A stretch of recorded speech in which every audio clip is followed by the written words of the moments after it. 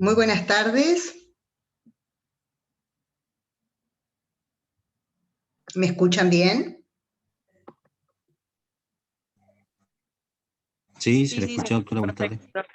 Bien, bárbaro. Hola, buenas tardes. Buenas tardes. Bueno, muy buenas tardes, bienvenidos y bienvenidas a todos y a todas. En primer término les quiero obviamente pedir disculpas si en el transcurso de mis clases olvido lo del lenguaje inclusivo, ¿sí? No tiene ningún tipo de connotación, simplemente pertenezco a una generación donde incluir este lenguaje nos cuesta, ¿no? Transformarlo, digamos, en algo cotidiano. Por eso es que si en algún momento no lo hago, les voy a pedir mis disculpas o que me lo hagan saber para poder ir viendo el error y corrigiéndolo a medida que va sucediendo, ¿sí? Bueno, ¿alguien está teniendo alguna dificultad para escuchar? Es probable que sea el micrófono de la PC que está manejando o del dispositivo que está utilizando, porque creo que el micrófono está activado y la cámara también, digamos, no tengo posibilidad yo alguna de modificarles esto porque... Bien, perfecto. Bueno, tengo acá en el aula 35 participantes. No sé si serán todos los cursantes o habrá alguna diferencia muy notoria en la cantidad de inscriptos. Eso sí que no lo sé todavía. Pero bueno, lo iremos chequeando con el transcurso del tiempo, ¿sí? Les quiero dar una muy buena bienvenida a esta nueva cursada en la virtualidad. Para mí y para ustedes es sumamente difícil este mecanismo, más allá de que, como todas las cuestiones de la naturaleza humana, lo vamos naturalizando, ¿sí? Valga la redundancia, pero lo cierto es que resulta bastante difícil poder, digamos, tener encuentros con ustedes que sean realmente relacionales, ¿sí? Porque hay una cámara de por medio que de alguna manera intentamos dejarla de lado, pero sigue existiendo. Entonces voy a pedirle mil disculpas si alguna cuestión, digamos, se entorpece por esta contingencia.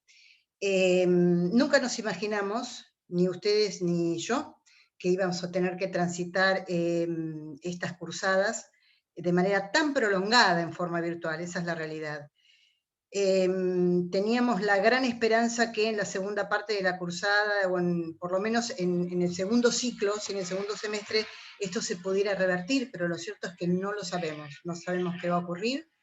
Nuestra primera intención es que al menos los exámenes parciales lo sean de manera presencial, porque bueno, ha habido serios inconvenientes en la toma de los exámenes con anterioridad, digamos, a través de la plataforma que nos provee la universidad, pero no es por la plataforma, sino por, digamos, el mecanismo que se utiliza, por ahí a veces no es el adecuado para poder evaluar a un alumno. Es bastante difícil evaluar a través de solo una plataforma, ¿sí? Más allá de que les podemos pedir nosotros determinados trabajos y demás, es muy difícil no tener este contacto personal que nos, vuelvo a repetirles, nos impide de alguna manera que esto sea lo más cierto posible, ¿sí? De todas formas, vamos a intentarlo. La cursada de Derechos Humanos y Garantías Constitucionales de esta comisión, yo creo que dio inicio el viernes pasado con el doctor Fabio Farinella. Mi nombre, me presento ante todo, soy Ana María González y soy integrante de esta Comisión de Derechos Humanos y Garantías Constitucionales hace ya bastante tiempo. Mi actuación en la misma comenzó por allá, por el año 1994, así que bueno, ha transcurrido mucho tiempo y han aparecido muchísimas cuestiones que tenemos que abordar en materia de derechos humanos y garantías constitucionales que no teníamos ni previstas en aquella época.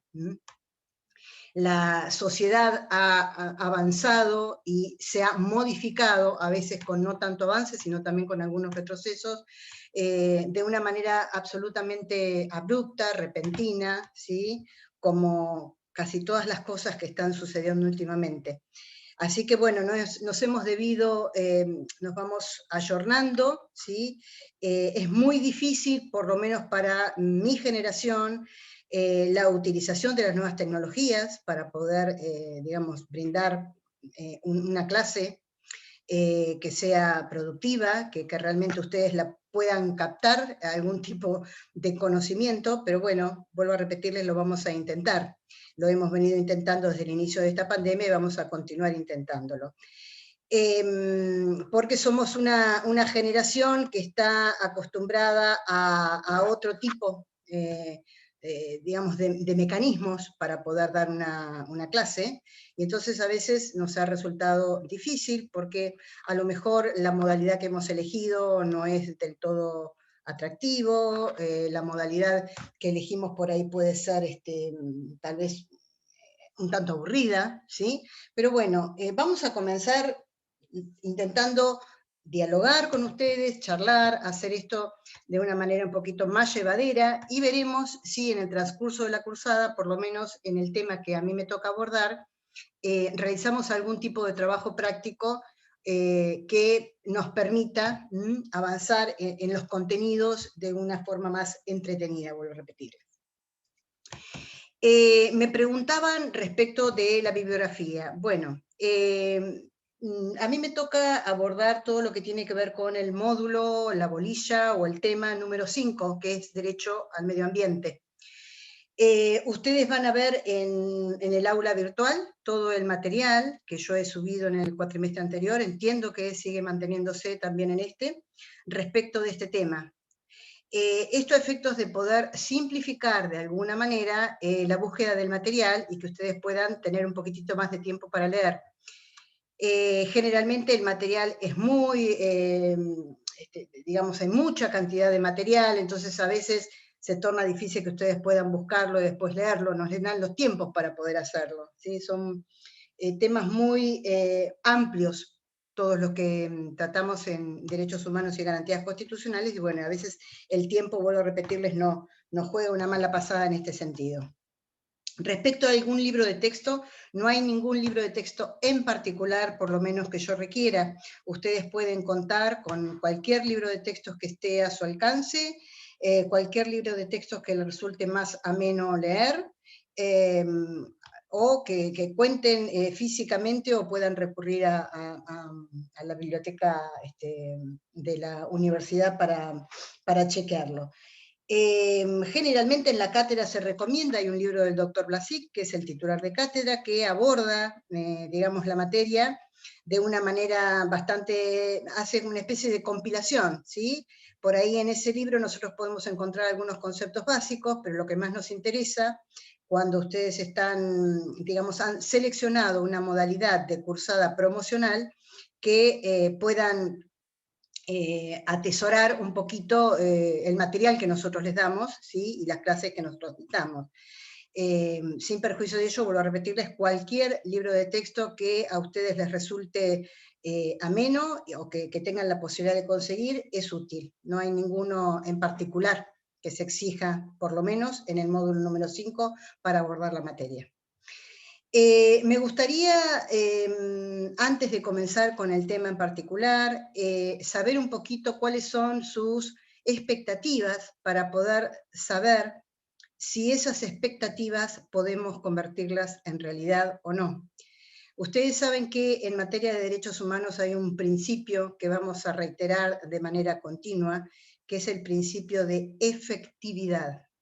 Y esto quiere decir que debemos saber, de alguna manera, si todos estos derechos humanos que tenemos consagrados en una cantidad enorme de normas, ¿sí? De normas internacionales, de tratados, de legislación nacional, nuestra Constitución Nacional, etcétera, etcétera, digamos, todo el ordenamiento jurídico con el que contamos, que es vastísimo, y yo creo que hoy por hoy abarca prácticamente todos los derechos consagrados.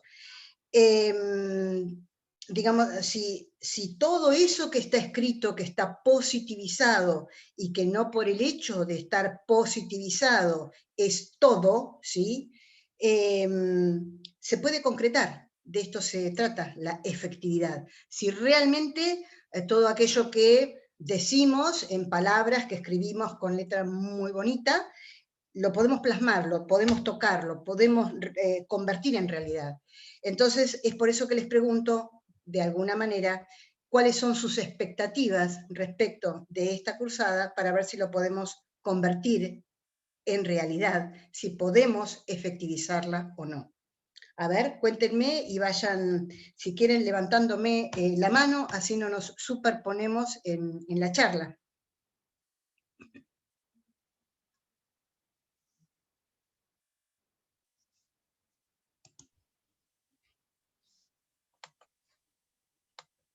Por ejemplo,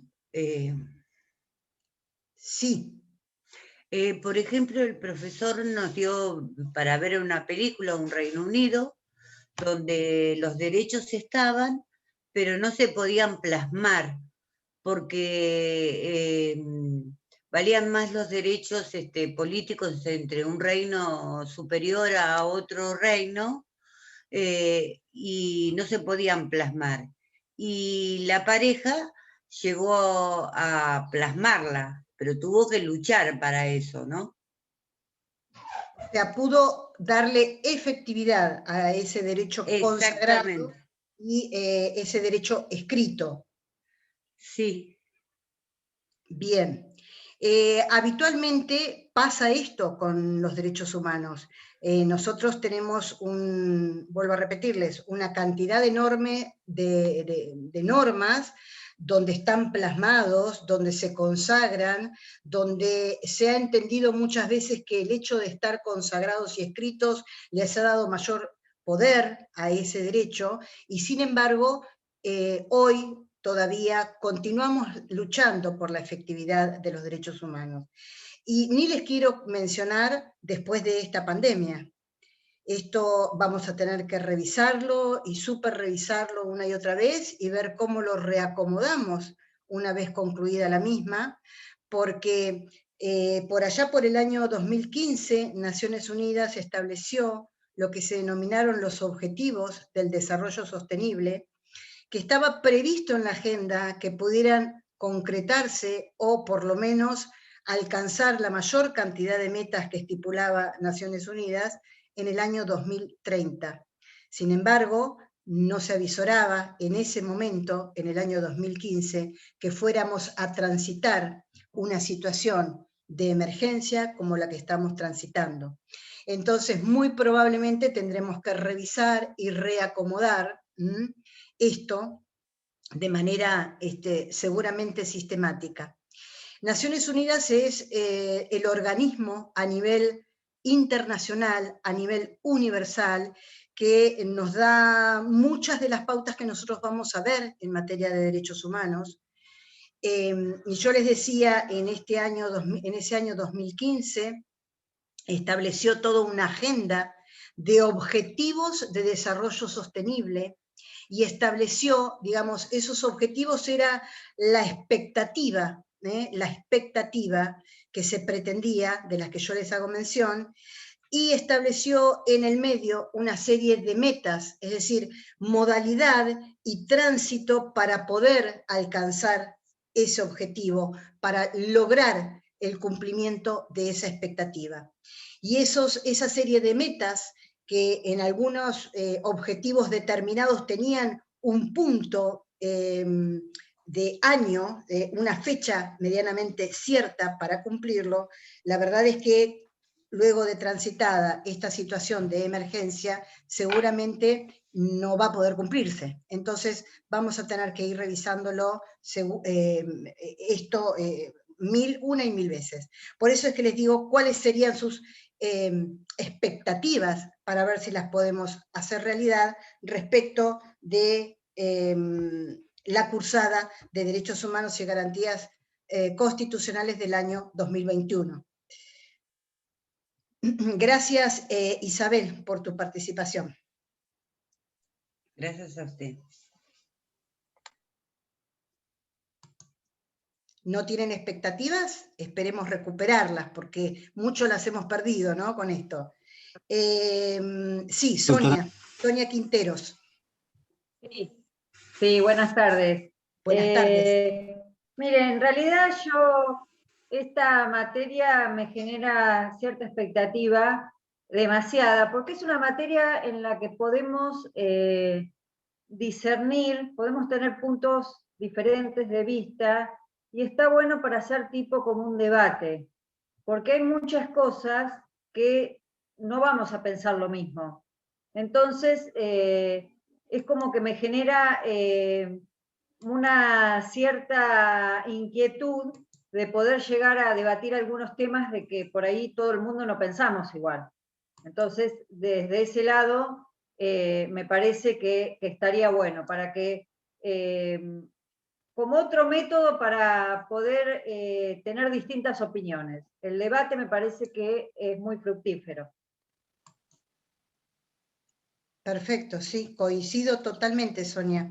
Es la manera, digamos, de lograr una educación que se está, digamos, a la que se pretende alcanzar como una buena educación, entre comillas. El hecho, digamos, de ser docente significa poder captar de alguna manera el interés del alumnado, ¿sí? Y que pueda haber un ida y vuelta de manera permanente. Eso significa la docencia, ¿sí? El poder lanzar determinadas cuestiones que de alguna forma hagan pensar, hagan meditar, revolucionen y posicionen al alumno en algún otro lugar, diferente al que estaba, que lo hagan, que lo movilicen para que entre todos podamos ir alimentando un diálogo productivo y saquemos alguna conclusión que probablemente podamos utilizar en la cursada o en nuestra vida cotidiana, o seguramente en quienes cumplan algún otro rol el día de mañana, luego de recibirse de abogados, puedan también aplicarlo. Pero me parece muy, muy atendible lo que decís. Bien, gracias. ¿Quién más? Sí, señor Sulberti, adelante. Sí, a mí me parece una materia que muy apasionante desde el punto de vista que tenemos, hablamos mucho de derechos humanos y tenemos muchas materias pendientes e incumplidas.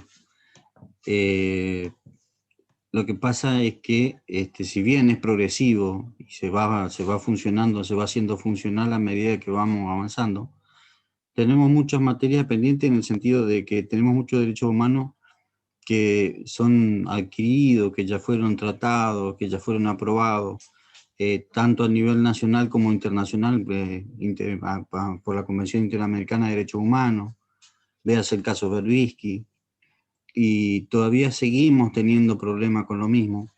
Entonces es muy importante para nosotros, para mí personalmente, yo creo que los demás compartirán o no, tener cierta preparación para saber cómo continuar avanzando con esos temas, porque son temas que quedaron pendientes en el tintero, fueron ya descartados de la conversación, pero sin embargo el problema sigue existiendo, igual que en la calle. Hay un montón de problemas que ya supuestamente tenemos tratados y solucionados, pero el problema está vigente y lo vemos a diario. Eso me atrapa mucho, ver cómo uno puede seguir colaborando con eso. Perfecto. Perfecto, sí, es real. Digamos, cuando nosotros hablamos de derechos humanos, lo primero que se nos ocurre es que estos derechos humanos de los que hacemos mención están vulnerados de manera cotidiana. O sea, la vulnerabilidad de los derechos humanos por ahí es el leitmotiv para que nosotros podamos continuar dialogando respecto de los mismos. Yo no sé si es que hemos encontrado soluciones a lograr la máxima efectividad de los derechos.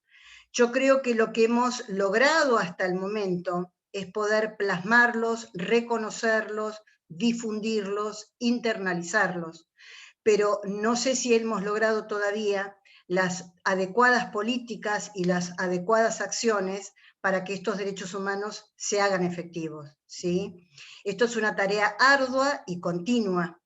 Nosotros, para evitar la vulneración de los derechos humanos, en principio, lo primero que tenemos que saber es el reconocimiento de los mismos, es decir, conocer de qué estamos hablando cuando hablamos de derechos humanos, punto número 1.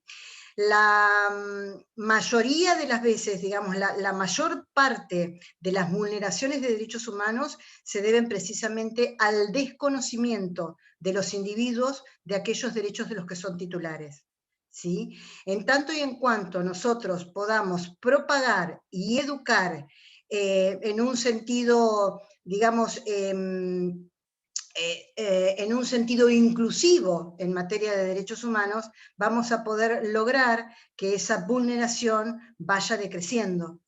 Pero si la gente no conoce de los derechos de los cuales son titulares, seguramente no van a poder defenderlos, ¿sí?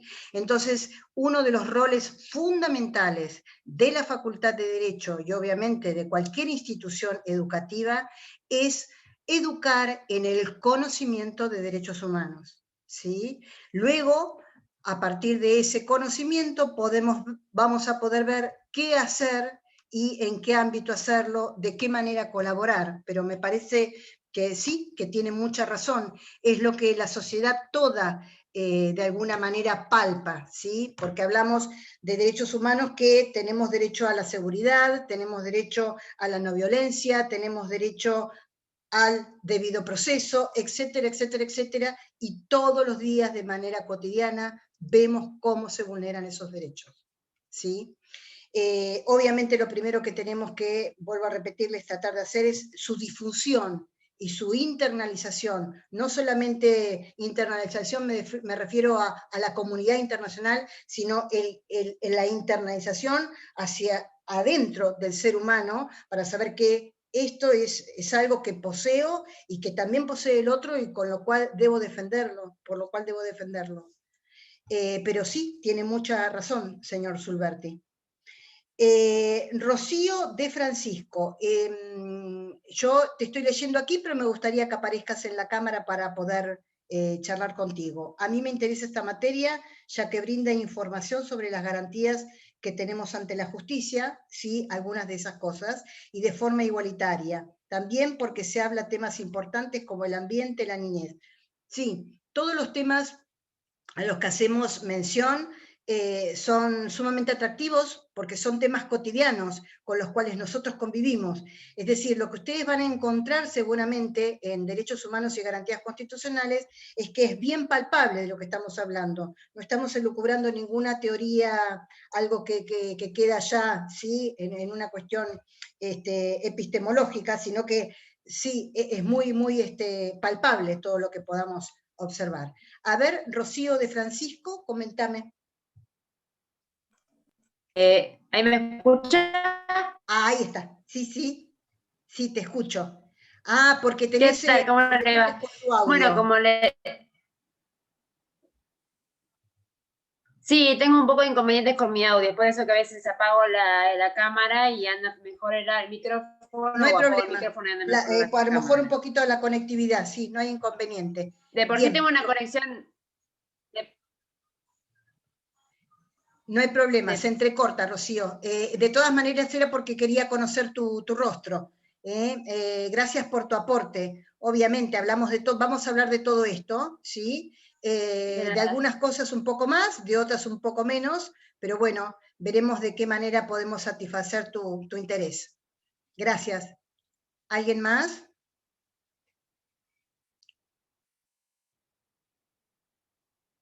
Bien. Vamos entonces a... yo les quería preguntar a ver cómo habían abordado el tema, si ya habían hablado de la conceptualización, de la fundamentación, por qué camino comenzaron con el doctor Farinella, a ver, para poder continuar o enganchar de alguna manera desde ese lugar.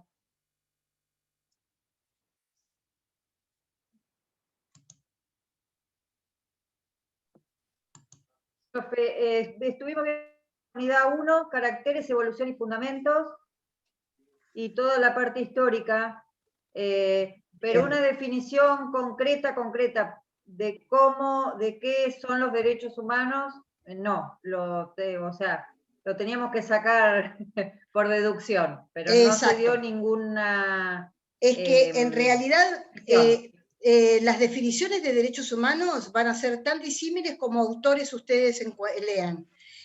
Cada autor va a intentar armar una definición de acuerdo a un montón de características que tienen que ver con una posición ideológica, moral, digamos, muchos otros aditamentos y condimentos que hacen que un autor diga cómo es, por qué elige tal o cual definición.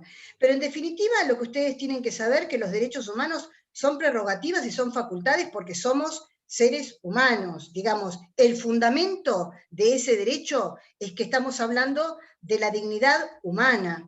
Entonces, como seres humanos que somos titulares de estos derechos que son prerrogativas, para no utilizar el mismo término para definir el mismo. Son prerrogativas, son facultades que tienen como intención lograr obviamente la dignidad humana.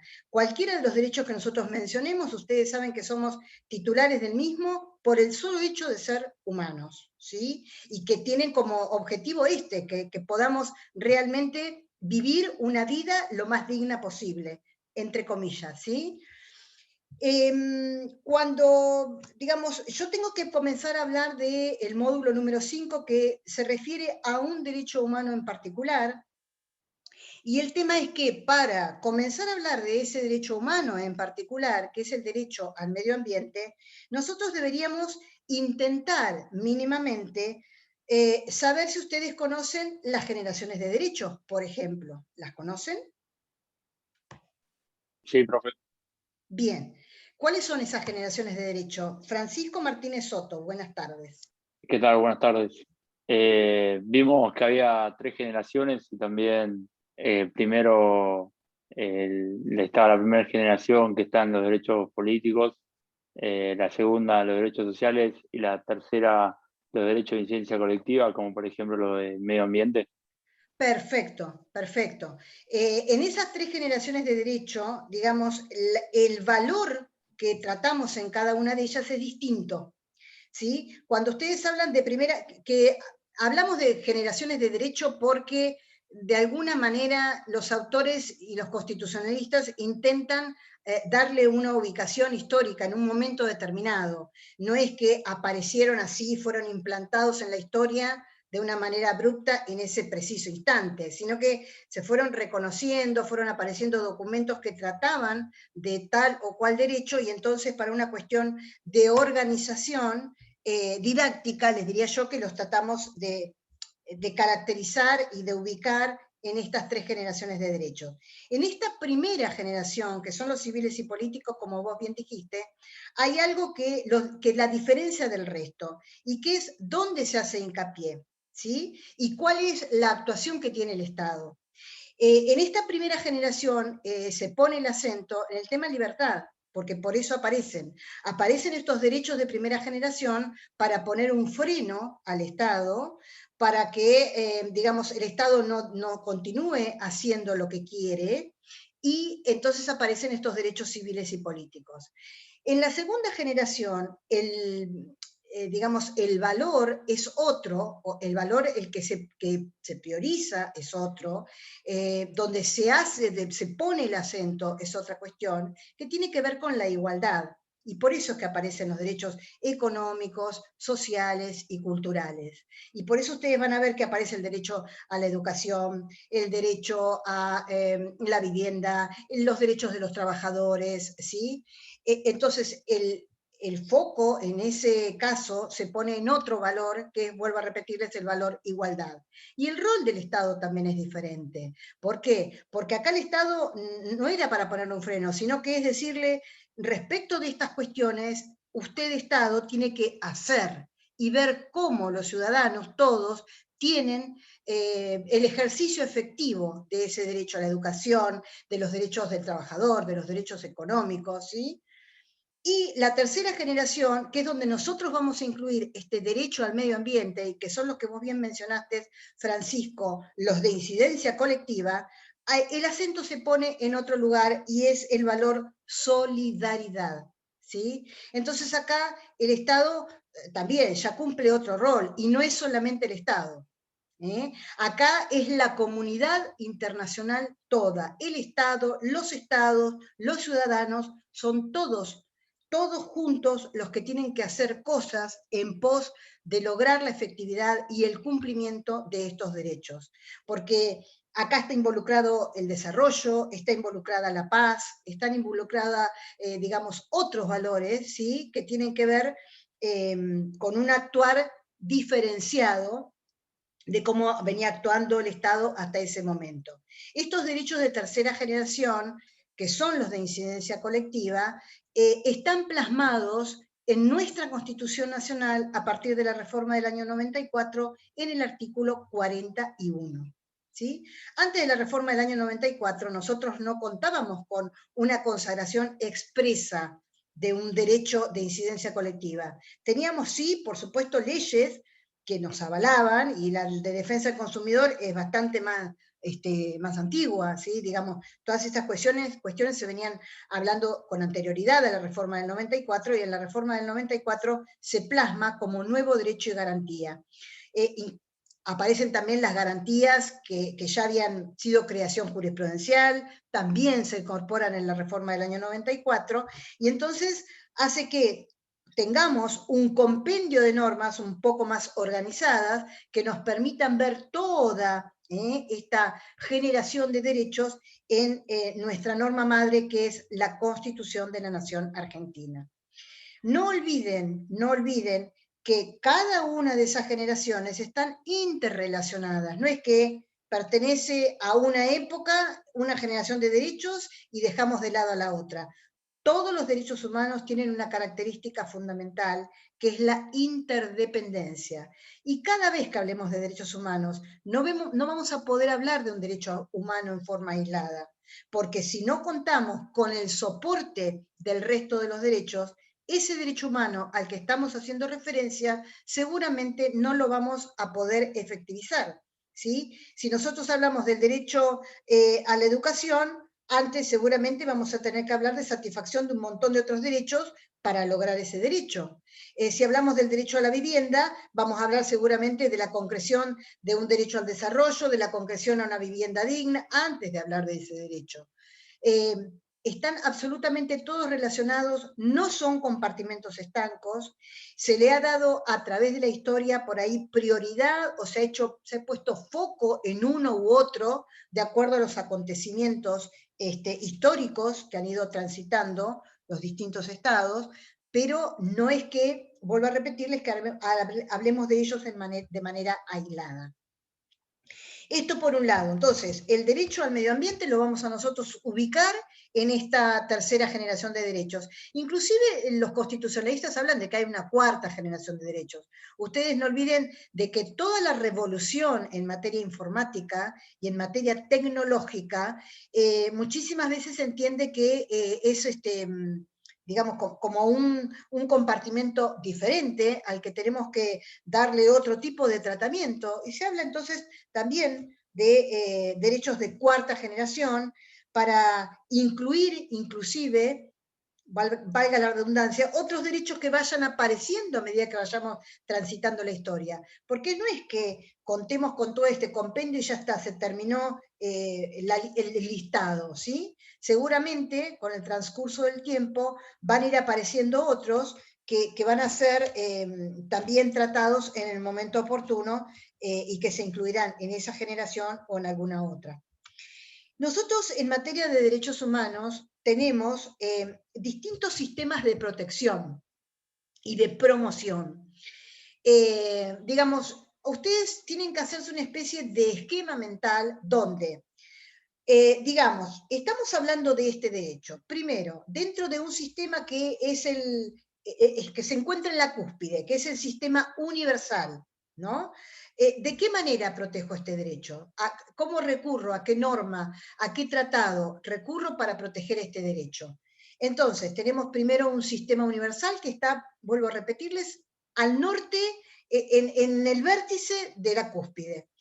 Ese sistema universal está formado por, obviamente, el organismo internacional de Naciones Unidas, ¿sí? Naciones Unidas, compuesta por todos los países, por supuesto, que componen dicha organización. tiene determinadas pautas, un sistema protectorio en materia de derechos humanos. Tiene, Naciones Unidas, digamos, es la derivación de la vieja Sociedad de las Naciones, que apareció la Sociedad de las Naciones por allá por el año 1920, pero luego no pudo cumplir sus objetivos, y entonces, terminada la Segunda Guerra Mundial, aparece las Naciones Unidas como para poner, se crea esta organización para dar fin, de alguna manera, y poder consagrar de manera efectiva el derecho a la paz que tanto pregona. Es el norte del comportamiento, digamos, de todo el actuar de Naciones Unidas, es el derecho, la consagración del derecho a la paz. Este sistema de Naciones Unidas obviamente tiene varios órganos que ustedes a los que van a poder recurrir para ver de qué manera nos proveen información cuando nosotros queremos defender un determinado derecho que se encuentre vulnerado, y van a ver que aparece la Asamblea General, que es, digamos, el órgano más interesante en cuanto a productor de normas, ¿sí? Productor de normas. Todas las normas pasan por la Asamblea General de Naciones Unidas, pero después también tenemos otros organismos que forman parte de Naciones Unidas, como puede ser el Alto Comisionado de los Derechos Humanos, como puede ser el Consejo de Derechos Humanos, digamos, órganos más específicos, ¿sí? En materia de derechos humanos. Inclusive, fíjense que cuando yo les hablaba de los Objetivos de Desarrollo Sostenible de Naciones Unidas, apareció una comisión que aborda de manera específica el tema. Naciones Unidas cuenta, por un lado, con estos órganos que aparecen consagrados en la Carta de Naciones Unidas, pero también dentro de este sistema, ustedes van a encontrar, tanto dentro del sistema universal como del sistema regional, que ahora vamos a ver de qué se trata, con determinados órganos protectorios y de promoción en materia de derechos humanos que están creados por los tratados. Ustedes van a ver que cuando aborden determinado tratado, llámesele Pacto Internacional de Derechos Civiles y Políticos, ¿sí? Van a ver que ese tratado, a su vez, crea un órgano que va a supervisar, a vigilar, de alguna manera, el cumplimiento del tratado. O sea, van a tener, por un lado, los órganos creados por la Carta de Naciones Unidas, y por el otro lado, los órganos creados por los tratados, ¿sí? Ambos van a bregar, por supuesto, para lograr la efectividad y el cumplimiento en materia de derechos humanos. También tenemos un sistema protectorio a nivel regional, ¿sí? Como es el sistema interamericano, el nuestro es el sistema interamericano. Pero hay distintos sistemas protectorios de acuerdo a la región de que se trate. Por eso hablamos de un sistema europeo, ¿sí? Con la Convención Europea de Derechos Humanos, un sistema africano de protección de derechos humanos, y el sistema interamericano que cuenta como norma digamos, madre en cuanto a protección, el Pacto de San José de Costa Rica, al que vamos también a recurrir de manera reiterada. Este Pacto de San José de Costa Rica, para nosotros, digamos, es el que nos provee de toda la información que necesitamos a la hora de la defensa de los derechos humanos, cuando no encontremos por ahí alguna norma en nuestra Constitución Nacional, cosa que es bastante difícil que suceda, porque a partir de la reforma del año 1994, al incorporar el artículo 75, el inciso 22, contamos con una serie de tratados en materia de derechos humanos que nos van a cubrir cualquier laguna que antes que esto sucediera encontrábamos. Antes de la reforma del 94, cuando uno quería defender un derecho humano, tenía que recurrir al artículo 33, ¿sí? De la Constitución Nacional, porque ese artículo era el que nos permitía, de alguna manera, reconocer y bregar por el restablecimiento de un derecho cuando el mismo no estuviese consagrado de manera escrita en alguna otra norma de nuestra Constitución Nacional. Pero hoy por hoy, con este artículo 75, inciso 22, la incorporación en igualdad de rango de todos los tratados internacionales en materia de derechos humanos que incorporó la reforma del 94 y que se vienen incorporando, ¿sí? Sucesivamente a partir de la aparición de los distintos tratados y la aprobación por parte del Congreso para que alcance el rango constitucional, prácticamente no tenemos lagunas, le diría yo, en este sentido.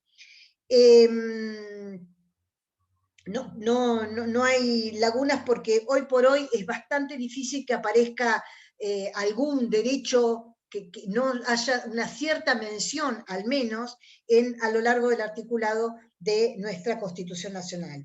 Les decía, entonces, sistema universal, sistema regional, ¿sí? Que es el que aparece con el Pacto de San José de Costa Rica como norma madre, y ustedes ahí van a contar también con dos órganos, van a contar con la Comisión Interamericana de Derechos Humanos y con la Corte Interamericana de Derechos Humanos, que van a cumplir, la Corte sobre todo, digamos, cumple como un doble rol. La comisión cumple un rol, yo les diría, protectorio, porque hace de filtro para pasar cualquier caso a la Corte, y es donde primero se llega, ¿sí? Y también, digamos, tiene una gran actividad en materia de derechos humanos que nos va a servir de base si nosotros queremos ir a discutir alguna otra cuestión a la Corte. Y tienen la Corte Interamericana de Derechos Humanos, que obviamente cumple un rol fundamental porque, por un lado, tiene una función consultiva, que son las opiniones consultivas que emanan de la Corte, y a las cuales vamos a recurrir seguramente para buscar fundamentación en la defensa de cualquier derecho humano. Y por otro lado van a tener los casos jurisprudenciales, ¿no? que fallan, dictan una sentencia, al igual que lo hace cualquier órgano jurisdiccional del ámbito interno, llámesele juzgados, llámesele tribunales o llámesele órganos superiores como Suprema Corte de Justicia de la Provincia de Buenos Aires o Corte Suprema de Justicia de la Nación. Entonces, este doble rol que tiene la Corte Interamericana también obviamente para nosotros es fundamental a la hora de encontrar un elemento con el cual, al cual recurrir o al cual echar mano a la hora de defender un derecho. Y por otro lado van a tener ustedes por supuesto, todo el ordenamiento interno. El ordenamiento interno, cuya norma madre es la Constitución de la Nación Argentina, a la par que todos los tratados internacionales del 75, inciso 22, y nunca olviden la Constitución de la Provincia de Buenos Aires, ¿sí? Porque a veces mencionamos la Constitución Nacional de manera reiterada y nos olvidamos que existe una Constitución de la Provincia de Buenos Aires que realmente es extremadamente moderna en estas cuestiones, es la que, digamos, la que recibió la mayor cantidad de reformas, y en materia de derechos humanos realmente es también sumamente completa. Así que fíjense si van a tener material para poderlo defender. Pero como dijo vuestro compañero, no me acuerdo el apellido, pero creo que era Sulberti, el señor, si mal no recuerdo, o si estoy, digamos, mencionando su apellido de manera errónea, pero todo esto con lo que contamos pareciera que es todo letra muerta, pero les diría que también, fundamentalmente del Estado, pero también de nosotros depende que esa letra muerta reviva, porque no es letra muerta, ¿sí? Son derechos que tienen absoluta y plena vigencia y los que debemos hacer valer. Ya veremos cómo podemos nosotros desde algún lugar hacer un aporte, aunque sea pequeño, aunque sea mediano, aunque sea grande. Por ahí es algo interesante en la cursada, que podamos trabajar en pos de a ver qué aporte de nuestra parte como ciudadanos podemos hacer a lograr esta efectividad en materia de derechos humanos.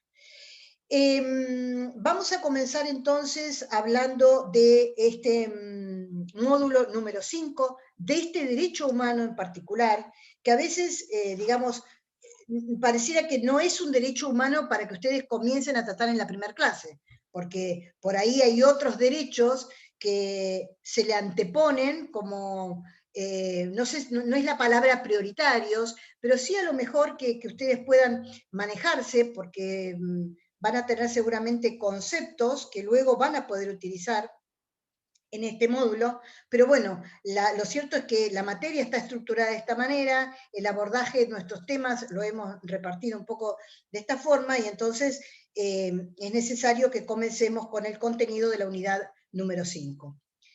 Yo les dije que derecho al medio ambiente era un derecho de tercera generación, o sea que podríamos pensar que es algo relativamente nuevo, ¿sí?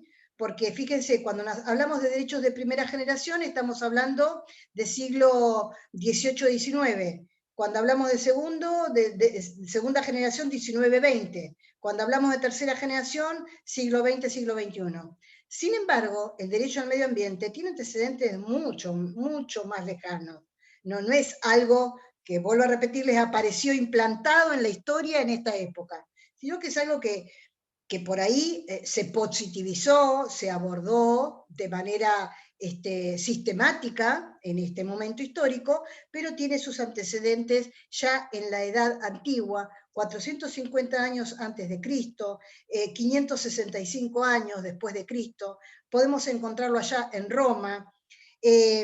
Cuando ustedes seguramente leyeron alguna institución de derecho romano, habrán visto lo que era la res comuni, ¿sí? O sea, todas aquellas cosas que pertenecían a la comunidad, lo que se denominaban bienes comunes para el derecho romano. Todos aquellos derechos, digamos, cosas que tenían derecho al uso por parte de la comunidad. Y así aparecía el agua, la tierra, la flora, la fauna. Todo eso formaba parte de la res comuni. Y todo eso, hoy por hoy, forma parte y es necesario que nosotros lo protejamos para tener un ejercicio pleno del derecho al medio ambiente, ¿sí?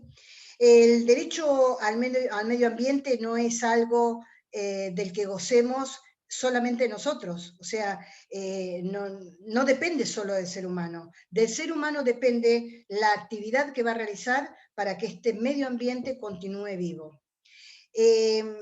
Fíjense ustedes que la pandemia ha sido una situación realmente que ha sido consecuencia de un maltrato por parte de la humanidad al medio ambiente, ¿sí? No es algo que aparece así como así porque debía suceder, es la consecuencia lógica de nuestro actuar. Si nosotros no cambiamos nuestra modalidad de actuar, si no cambiamos nuestra filosofía de vida, si no tenemos un comportamiento diferente frente a la naturaleza, está visto, estudiado científicamente que estas pandemias van a continuar reiterándose, ¿sí? Lo que nosotros, digamos, tenemos hoy, habiendo sucedido lo que está sucediendo, una oportunidad única, y es el revisar el comportamiento del ser humano para con la naturaleza. Tenemos una oportunidad única, esto es real. Ustedes tienen que haber visto que no solamente es el tema de la pandemia, todas las catástrofes que están ocurriendo en el mundo entero, y todo, digamos, todo lo que está sucediendo, no solo con motivo de la pandemia, realmente es digno de revisar, porque si no, es muy probable, yo no quiero ser nefasta, no les estoy hablando de un fin del mundo, porque no soy quien para hacerlo, pero sí que estamos viendo cosas que realmente están calando muy profundamente en nuestra calidad de vida. Y entonces tenemos que hacer un mea culpa, tenemos que hacer una introspección y pensar de qué manera podemos cambiar todos y cada uno de nosotros nuestro comportamiento frente al medio ambiente, porque va a depender no solo de los estados tienen determinadas obligaciones que luego las vamos a ver, sino también del comportamiento de los ciudadanos que forman parte de ese estado, ¿sí? Porque si nosotros no cambiamos con nuestra digamos, nuestra nuestro actuar, ¿sí?, frente a este medio ambiente, probablemente tengamos consecuencias que realmente son nefastas. Les decía que el antecedente es en Roma, ya digamos allá, pues, podemos hablar ya de medio ambiente cuando hablamos de tierra, de agua, de flora, de fauna. Porque fíjense ustedes que ya en esa época también se regulaba todo lo que tenía que ver con las relaciones de vecindad.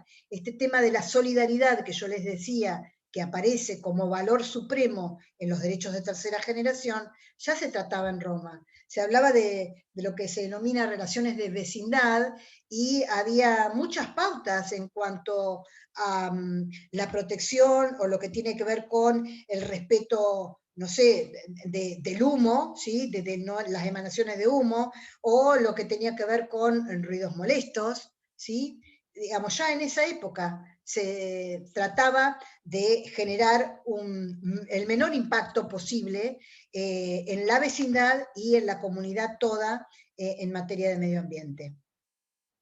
Qué interesante cómo se relaciona el medio ambiente con el derecho a la vida. Exactamente. Yo les diría que van de la mano, van de la mano. La calidad de vida necesariamente tiene que ver con el medio ambiente.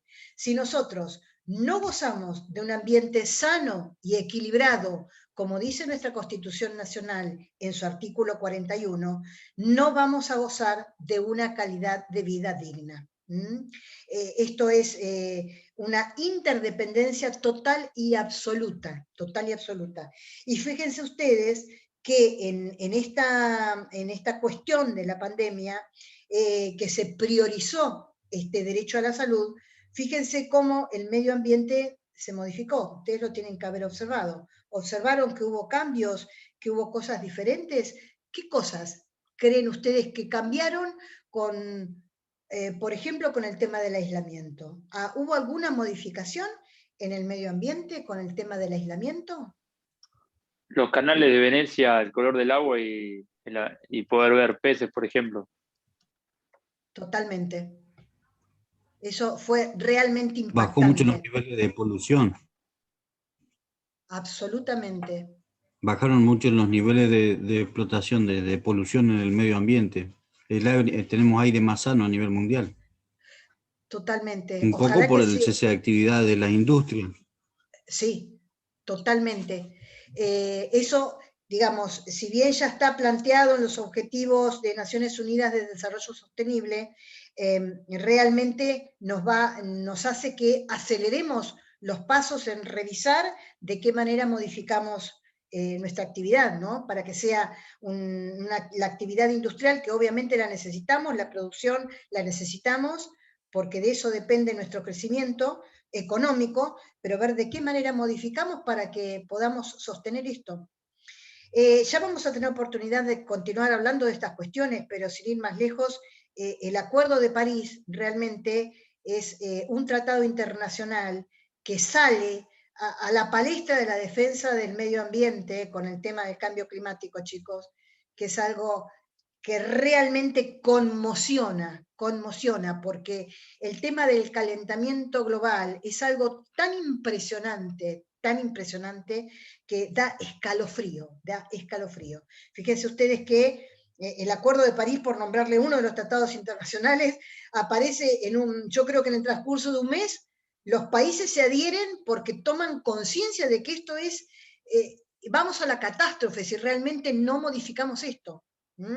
Y estamos como contrarreloj con estas cuestiones. Para poder bajar la temperatura de la Tierra, necesitamos tener acciones inmediatas, ni siquiera son a largo plazo. Cuando nosotros hablamos de medio ambiente, o en general las políticas que tienen que ver en materia de derechos humanos, generalmente se hacen a mediano y a largo plazo, porque no son cosas que podamos efectivizar de manera inmediata. Pero yo les diré que en tema de medio ambiente la cuestión es a cortísimo plazo, porque caso contrario estamos hablando de una degradación que realmente abruma. Es muy crítica, muy drástica. Hace falta una reeducación en la humanidad, total y absolutamente. La pandemia tiene que haber servido necesariamente para que miremos las cosas desde otro lugar. porque esto es un poquito como cuando el ser humano vive situaciones límites, ¿vieron?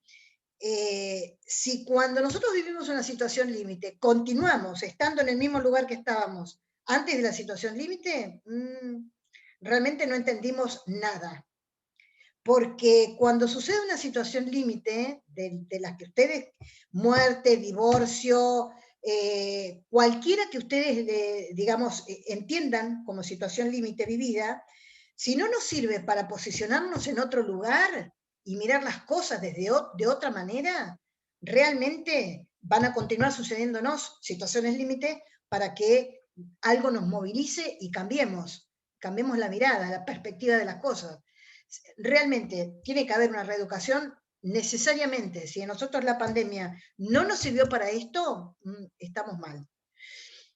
Se modificaron muchas cosas en el ambiente, muchas cosas, pero necesitamos de un comportamiento social distinto, absolutamente distinto, para que realmente eso genere un impacto en nuestro medio ambiente.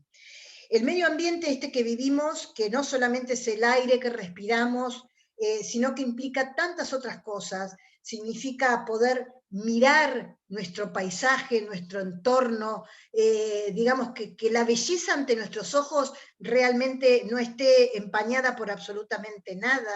Necesitamos poder ver nuestra flora, nuestra fauna absolutamente viva. Yo les diría prácticamente así como si hubiese pasado un limpiador y que nos abra la ventana, ¿sí?, a la vida de una manera totalmente distinta. Aparecieron animales, ustedes vieron en las calles de distintos países, aparecían animales que antes estaban totalmente encerrados, parecía que habían abierto la puerta de un zoológico, ¿sí? Esto significaba que ellos estaban como encerrados en un hábitat que nosotros los hemos encerrado. Entonces aparecían los animales en las calles. Las cosas que han sucedido realmente parecen de una película. Hay montones de películas que hablaban de esto y nosotros pensábamos que eran una película. La verdad es que no, lo que estamos vivenciando es algo que genera un hito en la humanidad, ¿sí? Y en materia medioambiental, fundamentalmente. Medio ambiente es una cosa donde yo les diría que uno de los mayores impactos se ha tenido, ¿sí? Bien, les decía entonces, antecedentes muy lejanos, concretamente, y empezando ahora al revés, no desde el sistema universal, sino desde las normas que nosotros contamos en el ordenamiento interno, artículo 41 de nuestra Constitución Nacional, artículo 28 de la Constitución de la Provincia de Buenos Aires. Estos dos artículos consagran el derecho al medio ambiente y hablan de un concepto que vamos a hablar bastante más adelante, que se denomina desarrollo sostenible o sustentable, ¿sí? Vamos a continuar con este tema la clase próxima, porque tenemos que comenzar a indagar respecto de los distintos digamos, instrumentos, documentos que existan en materia de medio ambiente. Trajo como, digamos, más o menos año 1850, 1840, 1870, digamos, por allá por la Revolución Industrial, ¿sí? Donde ha habido donde comienza la transformación tecnológica, no porque se aplique la tecnología que nosotros hoy conocemos, ¿no? Pero sí porque hubo un cambio en la maquinaria, digamos, de ser la actividad manual a ser la actividad industrial. En esa revolución industrial, ahí comienza ya a hablarse de las primeras cuestiones relacionadas al medio ambiente. Por supuesto que a partir de ese momento y sin cesar, hasta el día de la fecha, continuamos teniendo distintas conferencias, distintos encuentros, distintos instrumentos en materia de medio ambiente que vamos a ir analizando clase por clase, ¿sí? No me quiero olvidar de que tengan en cuenta algo, porque seguramente vamos a hacer mención y les va a servir para todos los derechos en particular que ustedes aborden. Cuando nosotros hablamos de protección y promoción en materia de derechos humanos, hay un mecanismo, por lo menos tanto en el sistema universal como en el sistema regional, que tiene que ver con las relatorías. Sobre todo las relatorías ustedes las van a encontrar en el ámbito del sistema regional. Cuando hay una cuestión de materia de derechos humanos concreta que hay que abordar, generalmente se envía un relator especialista en ese tema. Puede ser un relator particular o puede ser un cuerpo de relatores, ¿sí? Digamos un grupo de trabajo, mejor dicho, que se denomina de esta manera porque son expertos, que generalmente son hasta 5, personas que indagan respecto de una cuestión en particular. Y se les da esta actividad para que indaguen, que puede ser por materia en particular, donde hay una vulneración, por ejemplo, no sé, llámenle derechos de la mujer, ¿sí? O violencia de género, se indaga sobre esa cuestión en particular, o bien porque hay una cuestión en particular en materia de violación de derechos humanos en un Estado. Y entonces envían a esas relatorías o a esos grupos de trabajo a que realicen la investigación respecto de la cuestión y cuál es el estado de situación en ese estado respecto del tema de derechos humanos que se les ha encomendado abordar. En general, emiten un informe, ¿no? Que después se compatibiliza con el Estado, por supuesto se evalúa, y ver de qué manera se pueden modificar las cosas que no estén bien, y por supuesto también se resaltan las cosas que están bien, o el camino por ahí que está eligiendo el Estado en pos de evitar la vulneración de un determinado derecho o concretar la efectividad de la que hablábamos al principio, ¿sí? Bien, no quiero abrumarlos en el día de la fecha con mucho dato, porque ahora lo que nosotros vamos a continuar hablando es de las distintas conferencias en el orden mundial en materia de medio ambiente y los distintos documentos que han surgido a raíz de esas distintas conferencias. No tenemos por ahí un tratado en materia de medio ambiente que hable de todas las cuestiones relativas a medio ambiente. Lo que tenemos son muchísimos tratados internacionales que abordan diferentes cuestiones en materia de medio ambiente. Con lo cual, formar el compendio va a ser una tarea de ustedes, ¿sí? Yo les he dejado material para leer. Alguien me preguntó cuál es la bibliografía para esta unidad. En respecto, hay material publicado en el aula virtual. Deben conocer obligatoriamente las normas, por lo menos en el orden nacional, por supuesto. No es que tengan que conocer de memoria qué artículo de qué tratado, pero sí saber que existe un tratado respecto a determinado tema. Y lo que sí necesariamente tienen que conocer es el ordenamiento interno, ¿sí? Ahí sí, lamentablemente vamos a tener que recurrir a el articulado y saber de qué artículo estamos hablando, por lo menos de la Constitución Nacional y de la Constitución de la Provincia de Buenos Aires, o qué ley a nivel nacional o provincial estamos haciendo mención, ¿sí? Les decía, no quiero abrumarlos con tanta data en el primer encuentro, por eso vamos a continuar la clase que viene con este tema, y la clase que viene también vamos a hablar respecto de un trabajo práctico que yo quiero que ustedes concreten, completen, para esta parte de la unidad, ¿sí? Perdón, yo creo que son doctora. más o menos... ¿Perdón? Sí, justo se me cortó. Cuando Sí. usted dijo lo que no tienen que olvidar, ¿qué era lo importante que teníamos que conocer? Ustedes tienen que, digamos, yo no les voy a pedir que conozcan el artículo en que, digamos, por ejemplo, en el Convenio Marco de Naciones Unidas, ¿qué artículo prevé tal o cual cosa? Seguramente no, ustedes van a tener que saber que hay un Convenio Marco y más o menos genéricamente a qué se refiere. Pero lo que sí necesitan saber cuál es la norma que en nuestra Constitución Nacional y en nuestra Constitución de la provincia, y por supuesto cuál es la ley nacional o la ley provincial que refiere a un determinado tema. Ahí sí van a tener que conocerla. No con lujo de detalles la ley en cuanto al articulado, pero sí el número y saber a qué está refiriendo, ¿sí? A eso me refería con la importancia, porque, digamos, ustedes cuando empiecen a cursar lo que tiene que ver con las materias temáticas o las materias profesionales, van a tener que saber el articulado de las normas, de los distintos, las codificadas, ¿sí? Acá no estamos hablando de una codificada, pero sí estamos hablando de una materia que tiene su principal sustento en nuestra Constitución Nacional. Entonces, obviamente tienen que conocer primero la Constitución Nacional y después van a poder usar esa Constitución como fundamento del resto de las normas que utilizan en las materias codificadas. ¿Está?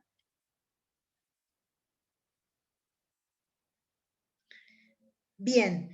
En materia de medio ambiente, ¿hay alguna cuestión en particular que a ustedes les llame la atención? O digamos, es un tema que ustedes consideran que tiene muchas aristas genéricas para poder tratar.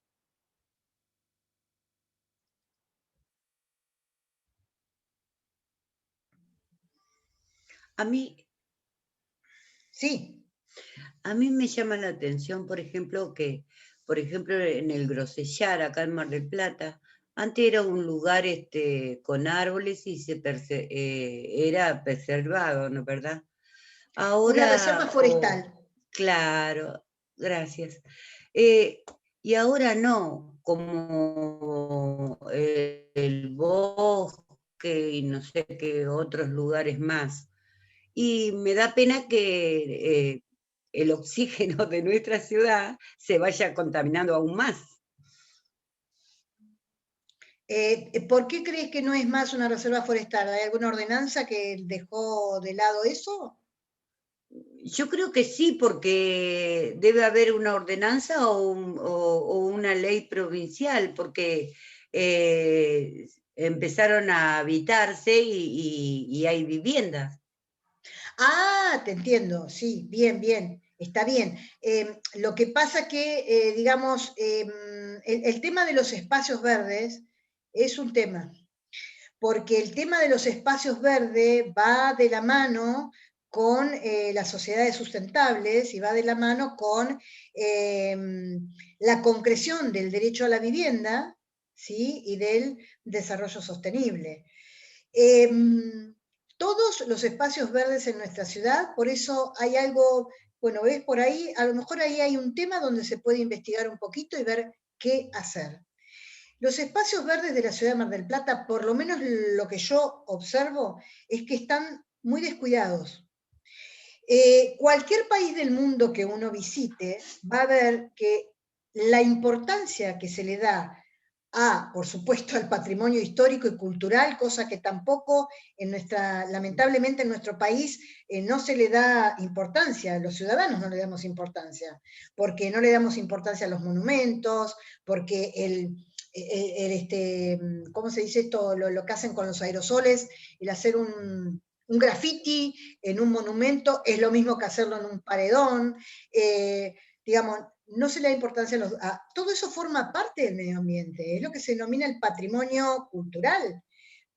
Hace a lo que, digamos, observan nuestros sentidos, que forma parte, la vista forma parte de lo que nosotros gozamos como medio ambiente. No solamente el olfato, lo que aspiramos, ¿sí? Sino que lo que comemos, sino también lo que miramos. Esto también forma parte del medio ambiente.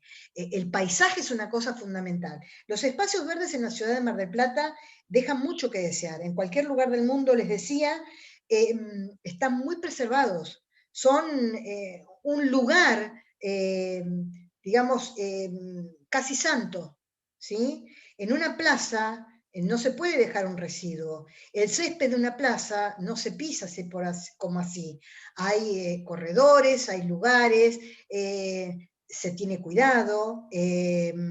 Entonces, realmente espacios verdes, por ejemplo, Parque Camet. Bueno, estas reservas forestales, por ahí se han loteado, hay viviendas, ¿sí? Pero también hay ordenanzas que protegen en cuanto a los árboles, en cuanto a la arboleda, ¿sí? Todo eso tiene que preservarse de alguna u otra manera.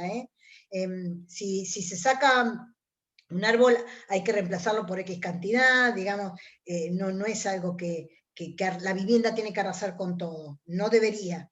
No está permitido cuando se trata de una reserva forestal, por ejemplo. O como es el bosque Peralta Ramos, tampoco. El bosque también es algo que hay que preservar. El Parque Camet, ¿sí? Que es nuestro pulmón, el pulmón de nuestra ciudad es el Parque Camet.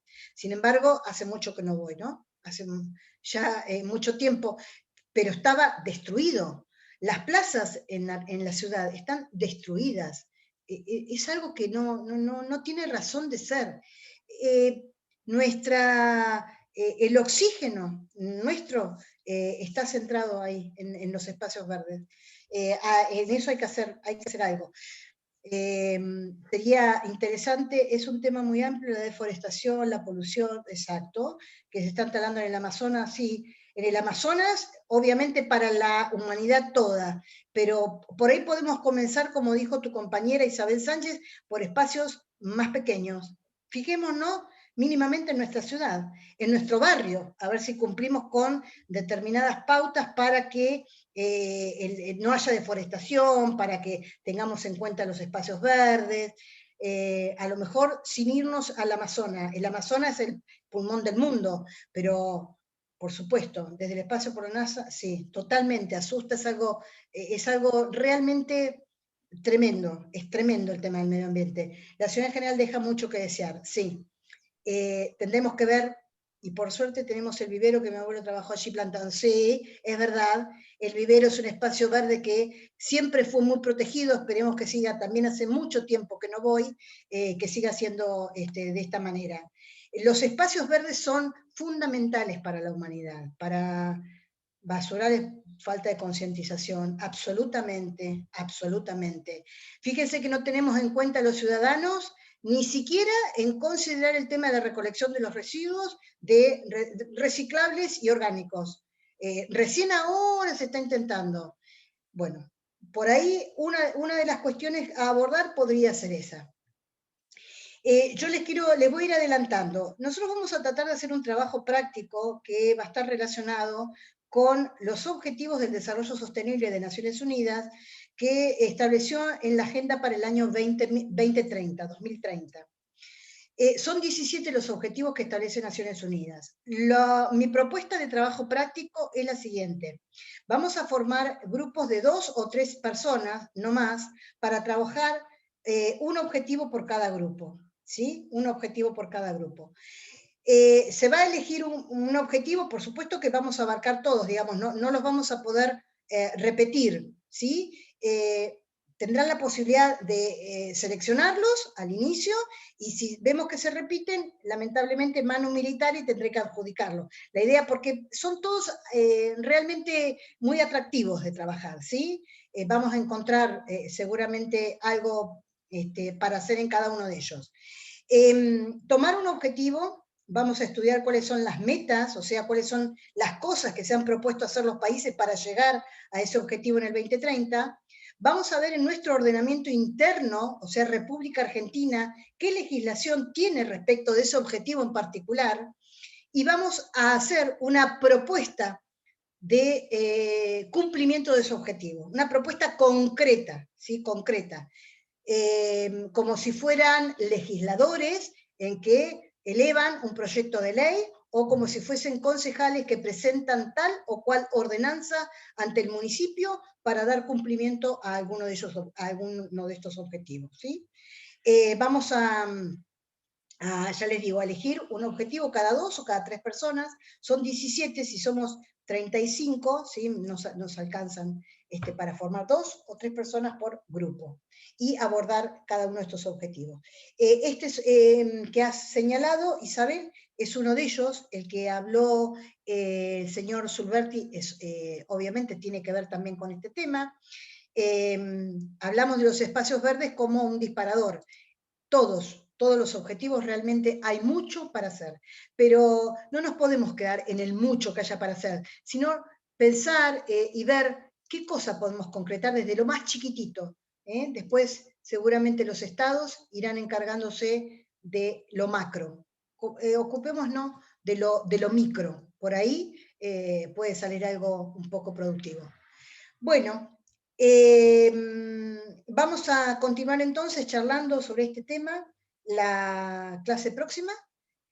Conmigo van a tener seguramente los días lunes, en alguna oportunidad, a veces cuando tiene algún inconveniente algún otro profesor, a veces podemos cambiarlo, pero en general suelo tomar yo la clase de los días lunes, ¿sí? Así que nos vamos a encontrar en principio, porque por lo menos así está en la agenda hasta el día de la fecha, el lunes próximo a las 16:45, ¿sí? Por este mismo canal. Y bueno, espero no haber sido demasiado pesada con la charla, pero bueno, continuaremos dialogando sobre esto, que es algo que nos compete absolutamente a todos, ¿sí? Bueno, gracias. Perdón, profesora, ¿el trabajo práctico tiene fecha de entrega? No, lo vamos a trabajar seguramente para la tercera o cuarta clase mía. Vamos a ver, probablemente destinemos una clase, porque una o a lo sumo, 1:30, vamos a ver cómo vamos, pero para más hacia el final, digamos, de esta parte de la cursada, como cierre, ¿sí? Porque vamos a ver cómo avanzamos un poquito con el tratamiento de la legislación, y de las conferencias que tenemos que charlar un poquito, para que después ustedes, les voy a avisar seguramente con una semana como mínimo de anticipación, como para que ustedes indaguen para la siguiente. ¿Sí? Gracias. No, por nada. Gracias, Cualquier profe. cosita, por ahí si puedo avanzar, se los cuelgo en el aula, ¿sí? Pero no para la clase próxima. Vamos a dejarlo para las otras. Bueno, que tengan ustedes muy buenas tardes. Profe. Gracias, Buenas igualmente. tardes. Adiós. Gracias, doctora. No tiene por qué.